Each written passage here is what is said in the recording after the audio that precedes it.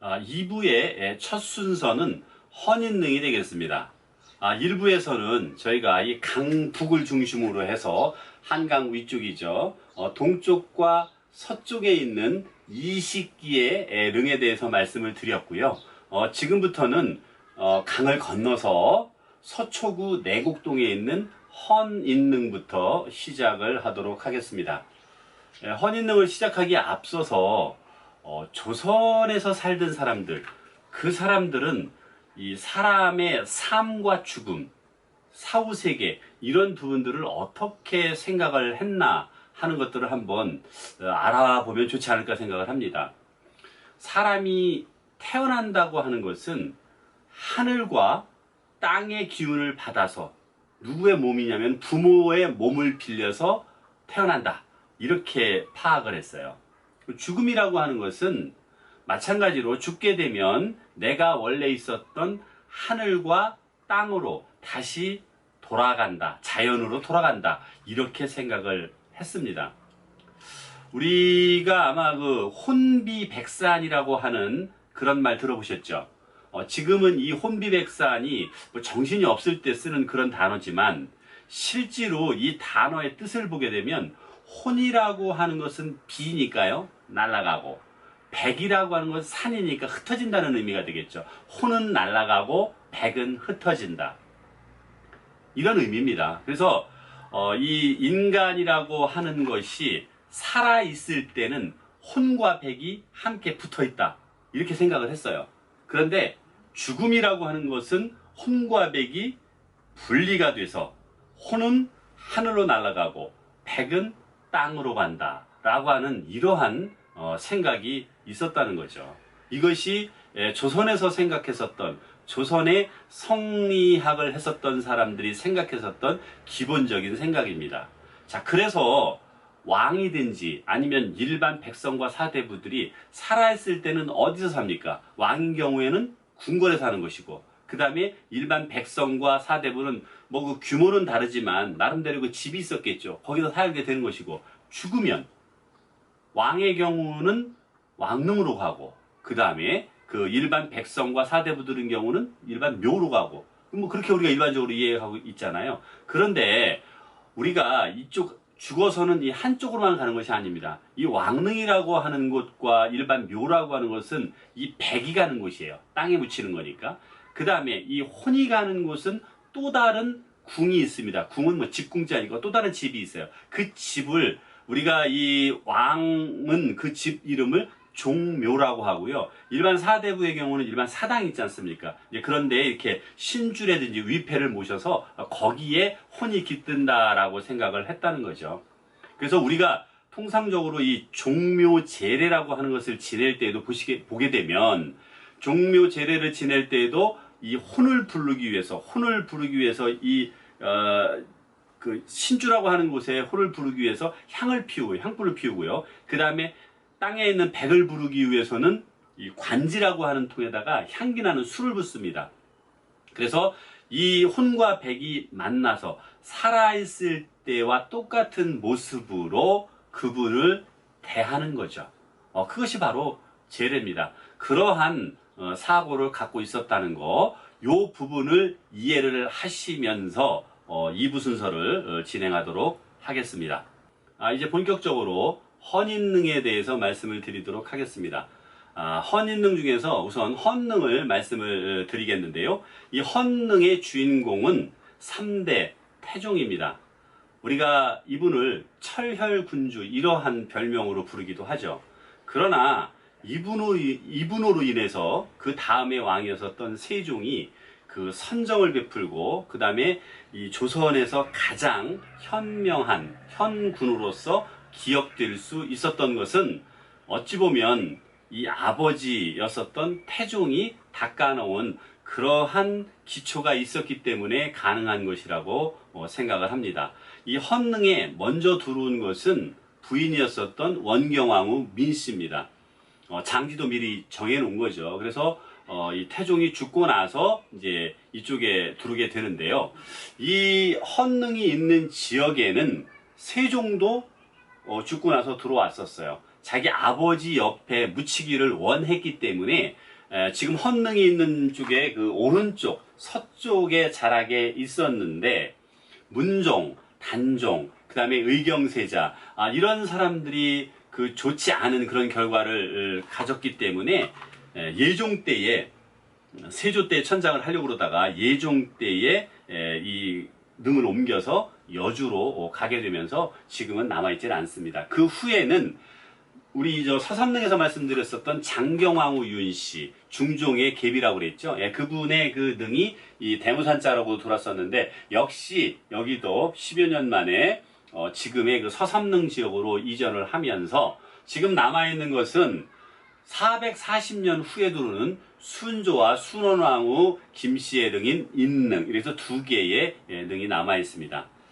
왕릉은 보통 우리가 명당이라고 하는 그런 지역에 이렇게 조성을 하잖아요. 그 명당의 조건이라고 하는 것은 뒤에 산이 하나가 있고, 이걸 주산이라고 얘기를 합니다. 그 뒤에는 또 할아버지 산인 조산이 있고, 그 다음에 좌측 동쪽으로 이렇게 그 산이 하나, 그 다음에 좌측으로 오른쪽으로 하나, 그래서 좌청룡과 우백호, 그 다음에 앞으로 명당수가 흐르고 저 멀리는 안산이 있는 이러한 형국을 우리가 이 명당자리라고 하는데요. 이 대모산 자락에 있는 헌능 역시 이 백운산이라고 하는 곳에서 청계산, 그 다음에 인능산을 거쳐서 구룡산과 대모산으로 이어지는 길이 되겠습니다. 그래서 이 대모산 자락, 대모산이 주산이 되고요.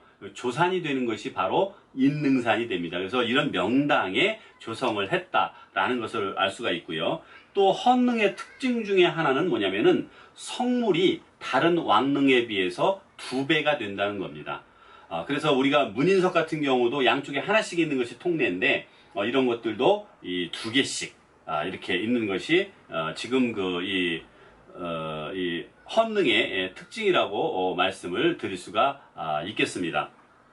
또한 이 신도비가 있다는 거죠. 또 여기에는 신도비가 있어서 그 신도비가 있는 곳은 건원능, 태조의 건원능하고 여기 2개밖에 없습니다. 원래 세종의 능에도 있었습니다만은 세종의 능이 이 천장을 하면서 이것을 가지고 가지 않고 묻혀 있다가 지금은 이것을 청량리에 있는 세종대왕 기념사업회에 진열하고 있기 때문에 지금 현재 왕릉에 남아있는 신도비는 건원능하고 여기 지금 헌능밖에는 없다, 이렇게 보시면 되겠고요. 또 한 가지 중요한 것은 태종이 죽자 이 비가 내렸다고 그래요. 그 비 이름을 우리가 태종우라고 얘기를 하는데, 태종이 평상시에 그 기우제도 많이 지냈고요. 또 태종이 돌아가실 무렵에 그 가뭄이 많이 들었었는데, 태종이 죽으면서 유언을 내가 비 좀 내렸으면 좋겠다 이렇게 해가지고 마침 돌아가셨는데 비가 왔다고 그래요. 그래서 그 이름을 태종우라고 이름을 명명을 했는데요. 헌능에 지금 가보시게 되면 혼유석이라는 데가 있거든요. 그 혼유석의 뒤에 가면 이렇게 네모진 이런 그 구멍이 하나가 있는데요. 거기에 그때 내었었던 태종우가 고였다라고 하는 조금은 이제 믿거나 말거나 이런 이 사연들이 있는 곳이 또 이 헌능이기도 합니다. 근데 이제 우리가 이 헌능 이야기를 하는데 태종능이라고 그러잖아요. 그러면은 우리는 왜 태종능인데 헌능이라고 할까? 너무 어렵다 이렇게 얘기를 하시는데요. 그것은 제가 정한 것도 아니고 또 누가 이렇게 일부러 한 것도 아닙니다. 지금 왕이 죽게 되면 그 왕이 일생 동안에 어떠한 일을 했는지 이런 것을 평가를 해요. 그래가지고 시호를 정합니다. 그 다음에 또 이 종묘에 들어간다고 그랬잖아요. 이 혼이. 그래서 이 종묘에 들어갈 때 그 신주가 들어가기 때문에 거기에 들어가는 이름을 정하는데 그게 묘호라고 하는 거예요. 그 다음에 이 능에 들어가니까 이 능의 이름을 정해서 이렇게 시호, 묘호, 능호 이런 것을 정하기 때문에 지금 이렇게 우리가 부른다라는 것을 알았으면 좋겠습니다. 그래서 이 태종의 지금 태종의 시호는 조금 깁니다. 그래서 이 태종의 시호는 공정, 성덕, 신공, 문무, 광효대왕 이렇게 길어요. 그 다음에 묘호는 태종이고요. 능호는 여기가 헌능이니까 이제 그런 이름들이 지어졌다는 것을 우리가 알 수가 있고요. 그 옆에 있는 인능은 이 연대 차이가 약 한 440년이 납니다. 그래서 이 헌능과 인능은 이웃하고 있지만 조선 초기의 능제와 조선 후기의 능의 제도를 비교하고 변화상을 관찰하는데 상당히 좋은 이 자료가 되고 있습니다. 강남에 가장 비싼 땅이라고 하는 곳에 있는 능에 대해서 말씀을 드리도록 하겠습니다. 우리 2호선에 가면 선능역이라고 하는 역이 있죠. 9호선에는 선정능역 이렇게 이제 되어 있는데요. 그래서 여기는 가장 비싼 땅을 보유하고 있는 곳은 선능과 정능입니다. 선능의 주인공은 성종하고 정현황후 윤씨라고 하는 분의 능이 되겠고요. 이 정능은 성종의 아들인 중종의 능입니다. 그래서 성종의 가족들이 여기에 묻혀 있다 이렇게 보시면 되겠죠. 그런데 이 선정능은 지금은 가장 이 비싼 그런 땅에 자리 잡고 있으나 슬픈 사연을 갖고 있습니다. 임진왜란 때 이 능이 파헤쳐져요. 그래서 이 관이 꺼내져 가지고 시신이 어디 갔는지를 알 수가 없습니다. 그래서 그러한 이 슬픈 사연을 갖고 있는 곳이 또 이 선정능이라고 말씀을 드릴 수 있겠고요. 이왕 저희들이 이 강남 쪽을 했으니까 이 강남은 아닙니다만은 이 수원에 가면 능이 두 개가 있습니다.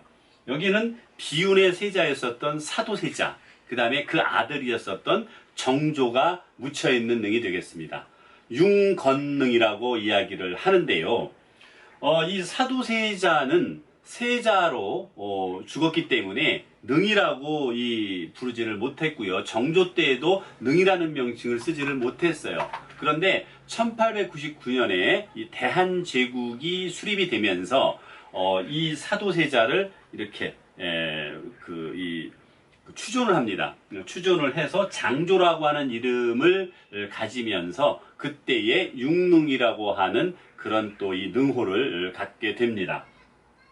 자, 그 다음에 우리가 강남 쪽에는 지금 다 또 했기 때문에 다시 어디로 갈 거냐면 이 강북 쪽으로 가서 두 기씩 있는 그런 능들을 중심으로 해서 마지막까지 한번 말씀을 드리고자 합니다. 우선 동구릉, 구리에 있는 동구릉이 있는데 동구릉 옆에 태릉이라고 하는 곳이 있거든요. 그래서 거기는 태릉만 있는 것이 아니라 태강능 하는 이렇게 두 개의 이 능이 있는데요. 태릉의 주인공은 좀 전에 말씀드렸었던 중종의 부인, 계비였었던 문정하고 윤씨가 지금 이 선능이 있는 거기에 같이 들어가려고 했습니다만은 이 선정능이 있는 그쪽 지역이 옛날에는 물이 많이 찼다고 그래요. 그래서 별도로 이 태릉에다가 이 능을 정해가지고 이쪽으로 들어갔고요. 여기는 누구를 함께 이렇게 갔냐면은 자기 아들이었었던 명종, 강능이라고 하는 것이 같이 조성이 되어 있습니다. 동구릉에서 저쪽 동쪽으로 좀 더 가게 되면 금곡이라고 하는 곳이 나오거든요. 금곡에는 황제릉이 있어요. 그래서 이 황제릉은 홍유릉이라고 하는 릉인데요. 고종과 순종의 릉이 이 금곡에 있다. 그런데 다른 이 능하고 달리 황제릉이기 때문에 이 능의 그 형식이나 성물의 배치 같은 것이 황제의 형식에 맞춰서 배치가 되어 있습니다. 지금 금곡에서 조금 위에 보면 남양주 지역인데요. 그 남양주 지역에는 사릉이라고 하는 이런 능이 있는데, 이 사릉은 생각사자를 쓰는 능이거든요. 이 생각. 그러니까 이 의미 자체가 누구를 생각한다라고 하는 그런 의미가 되겠습니다. 누구를 생각하냐면은 멀리 떠난 님을 생각을 하는 거죠. 그래서 이분은 정수나무 송씨라고 하는 분인데, 이분은 이 단종, 영월로 보냈었던 그 단종을 못 잊어서 나중에 죽은 다음에도 능호가 이렇게 사릉이라고 정해지지 않았나 이렇게 생각을 합니다. 의정부에 가면 또 온능이라고 하는 능이 있어요. 따뜻한 온자. 온능. 이 온능의 주인공은 중종의 원비였었던 단경왕후 신씨의 능이 되겠습니다. 이 분은 중종이 반정에 의해서 왕이 됐거든요. 중종이 반정에 의해서 왕이 되면서 이분이 신하들에 의해서 일주일 만에 경복궁에서 쫓겨나게 됩니다. 그래서 다시는 들어오지를 못하게 되는데, 그래서 아마 중종의 사랑이 그리웠지 않았나. 그래서 이 온능이라고 이렇게 이름이 붙여진 것으로 생각하고 있습니다. 다음은 광릉으로 가보겠습니다. 광릉. 이 광릉은 위치가 포천과 남양주의 그 경계 지점에 이제 있는데요. 우리가 수목원으로 더 유명하잖아요. 근데 이 광릉의 주인공이 세조와 정희왕후 윤씨의 능이 되겠습니다. 이 광릉이 중요한 것은 이 세조의 광릉을 기점으로 해서 조선 왕릉의 이 능제가 변하게 되기 때문입니다. 어떻게 변하냐면요. 이 광릉 이전에는 이 안에 이 석실을 조성을 했거든요. 이 관이 들어가는데 이렇게 이 돌로서 이렇게 돌방을 만들어 가지고 이렇게 했는데, 그 돌방을 만드는데 공력이 엄청나게 많이 들어가 있어요. 그 돌방을 덮는 이 뚜껑 하나에도 50톤이 넘을 정도로. 그래서 이것을 조성하는데 많은 백성들이 동원이 됐고요. 그 다음에 또 이거를 조성하는데 뭐 죽는 사람도 많았다고 그래요. 그래서 이런 피해를 알고 있는 세조가 유언을 남기면서 앞으로는 왕릉을 조성할 때 이러한 돌방으로 만들지 말고 회격으로 이렇게 만들어서 해라. 그래서 이 이후로는 돌방이 만들어지지 않고 생석회를 가지고 회격을 만들어서 이 관을 넣는 것을 만들게 됩니다.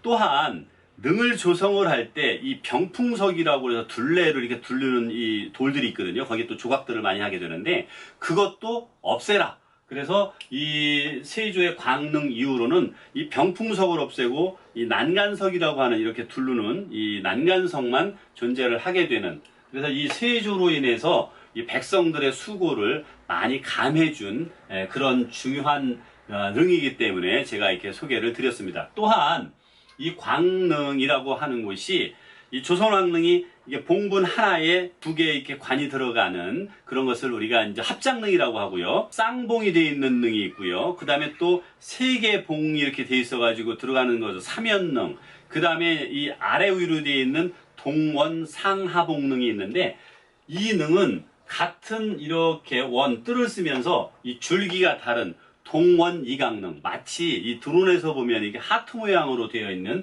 그런 형태의 능, 최초의 그 능이 바로 이 광릉이라고 말씀을 드리겠습니다. 그래서 이제 광릉에서 또 밑으로 쭉 내려오면은 석관동이라고 하는 곳에 능이 하나가 있는데, 의릉이라고 하는 능입니다. 여기 주인공은 그 이 경종과 그 계비였었던 선의왕후 어씨의 능이 이제 의릉으로 되어 있는데, 여기는 아래 위로 되어 있는 동원 상하봉릉의 형태를 가지고 있고요. 그 다음에 그 옆으로 오게 되면은 정릉이 있는데요. 이 정릉은 우리 이 조선에서 이 도성 안에 만들어진 그 최초의 능이었는데 이것이 옮겨졌다고 그랬죠. 그래서 이 옮겨지면서 그때 당시에는 이것이 능으로 존재를 하고 있지 않다가 숙종 때에 복위가 되면서 정릉으로 이름이 이제 바뀌게 됩니다. 자, 이렇게 해서 우리가 강북, 강남 다 모든 거를 통틀어서 이제 나머지가 이쪽에 하나 있습니다. 이쪽에 한 곳과 이쪽에 한 곳이 있는데,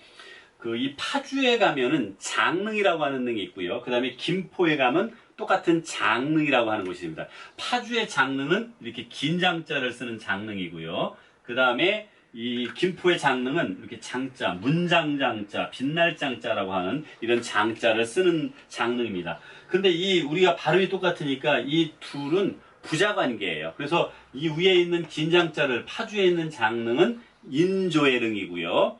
그 다음에 여기의 장릉은 인조의 아버지, 나중에 추존했던 원종이라고 하는 사람과 인원왕후 구씨의 릉이 이 장릉입니다. 이렇게 해서 조선 왕릉 제가 40기 중에서 37기를 지금 말씀을 드렸어요. 나머지는 3개밖에 없습니다. 이 3개는 도성 심리에서 백리 안에 조성이 된다고 그랬는데, 요것은 그렇게 조성이 안 됐어요. 여주에 있는 2개의 릉이 있거든요. 여주의 2개의 릉이 영릉과 영릉입니다. 영릉은 꽃뿌리 영자를 쓰는 영자고요. 그 다음에 영은 편안할 영자 쓰는. 그래 영능의 주인공은 이 대모산에서 옮겨간 세종이고요. 그 다음에 영능은 동구릉에서 이사를 갔어요. 효종능이 명능이라고 하는 능이 되겠습니다.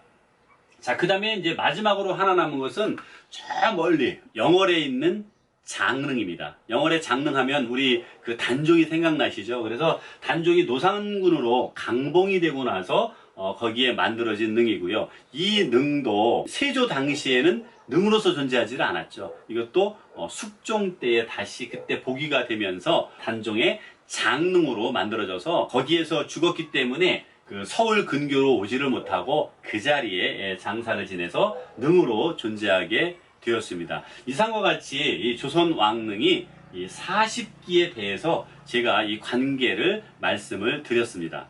황향과 그 영역 내에 있었던 가족 관계들을 통해서 조선 왕릉 40기를 모두 알아보았습니다. 어렵지 않으셨죠? 왕이 살아있을 때에는 궁궐에서 살지만 죽어서는 호는 또 다른 궁인 묘궁이었었던 종묘로 가고 그 다음에 또 하나는 현궁이었었던 왕릉으로 간다는 그런 사실을 우리가 또 알게 되었습니다. 우리가 이 조선 왕릉을 통해서 앞으로 이런 전반적인 내용뿐만이 아니라 개별적인 이런 답사를 통해서 더더욱 알아간다면 또 한편의 조선 왕조실록을 읽는 그런 것이 되리라고 생각이 듭니다. 오늘 이 긴 시간 동안 고생 많이 하셨고요. 우리 조선 왕릉 더더욱 사랑하는 여러분들이 되시기를 바라겠습니다. 감사합니다.